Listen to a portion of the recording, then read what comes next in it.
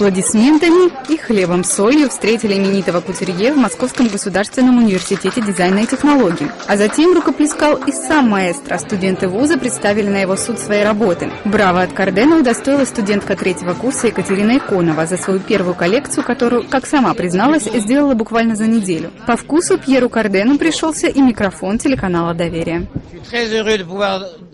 Я очень рад был встретиться с Иконовой Екатериной, которая показала красивые вещи. Браво, Екатерина! Причем браво сказала раз 5-6. Я пока еще не поняла, я просто в шоке. Я не ожидала, на самом деле, такого. Удивить французского кутюрье тоже оказалось возможным. Конечно, мы показали не все. Несколько кафедр университета, в числе которых швейная, дизайн костюма, но общее впечатление о вузе, вечно влюбленный в моду, все же успел составить. Я должен сказать, что удивлен и поражен качеством вашей работы и количеством преподавателей и студентов, которых я увидел здесь. На мой взгляд, это самый большой университет моды в мире. Даже во Франции, в Париже у нас нет подобного университета.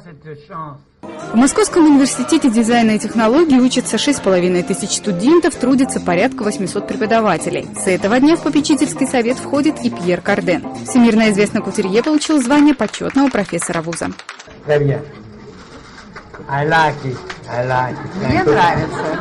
Мы сегодня подписали договор как раз о том, что в дальнейшем мы должны создать такую совместную школу, где наши программы, учебные программы будут преподаваться в Париже, а парижские программы будут вестись у нас. Это, скажем, большое достижение для образования, и не просто для образования нашего университета, это для образования России.